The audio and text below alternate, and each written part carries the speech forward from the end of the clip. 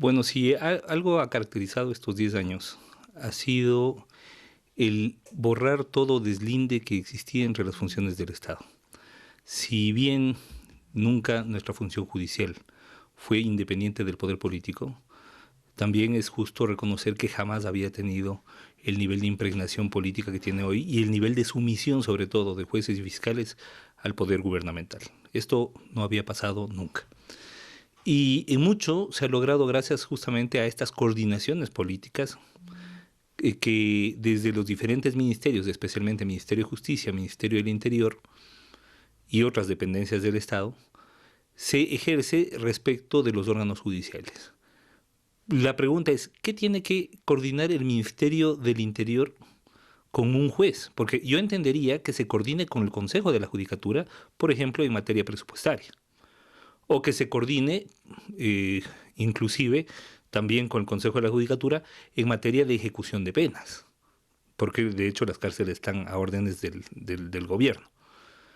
Pero lo que hemos visto es que lo que se coordina son los casos, y lo que se coordinan son los fallos, y lo que se coordina es el sentido de las sentencias.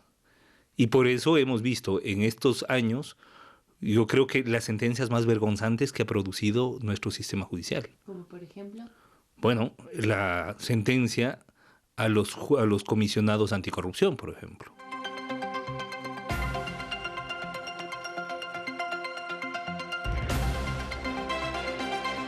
La corrupción que proviene del gobierno es totalmente impune, mientras que por el otro lado, pues cualquier acto, por ejemplo, en el caso de Villavicencio, publicar un blog digital con un artículo en el que se exhibía una conversación vía mails de dos funcionarios públicos, merece prisión preventiva.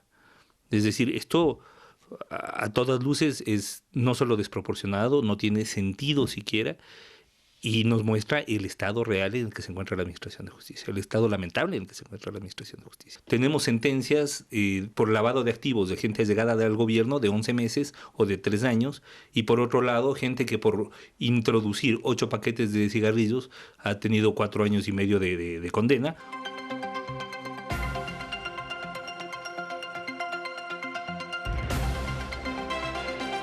Usted tiene funcionarios que no tienen estudios de posgrado, que no tienen publicado ni una carta a la mamá, y sin embargo sacan 100 sobre 100 o 50 sobre 50 en los concursos de méritos. Y uno dice, bueno, ¿y cuál es el supuesto mérito? Claro, hay una manipulación de los reglamentos, pero aparte de eso también hay una coordinación, entre comillas, de estos entes encargados de nombrar a los funcionarios a los cargos más delicados, digamos. eso lo que ha hecho también es faltar la lucha contra la corrupción, el nombrar a personas clave en ciertas posiciones en Bueno, yo no funciones diría públicas. que ha cortado la lucha contra la corrupción, porque eso significaría que ya hubo una lucha contra la corrupción eh, antes de que estos esquemas se apliquen. Y no, no es así. Hemos visto cómo desde la sabatina pues se establece quién es culpable, quién es inocente, a quién perseguir, a quién exculpar. Entonces, bueno, y luego hemos visto que en ese ajedrez político se ha constituido a la Administración de Justicia en un simple peón.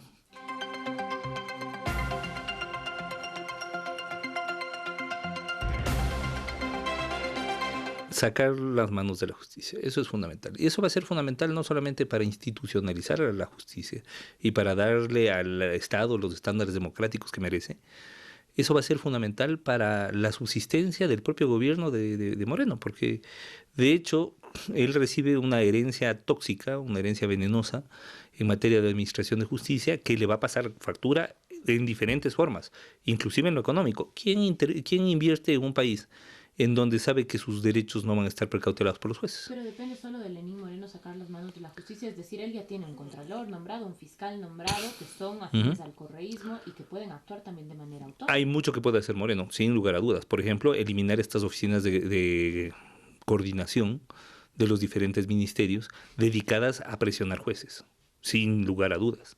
Esto ayudaría muchísimo. Podría convocar a una reforma constitucional para sacar del poder al contralor y al fiscal, ¿es recomendable? Yo creo que el problema no es cambiar una figura por otra o un funcionario por otro.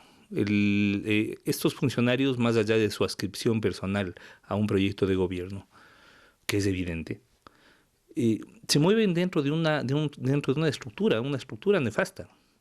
Entonces hay que cambiar la estructura, porque de lo contrario cambiamos, sacamos A, ponemos a B y B hace exactamente lo mismo.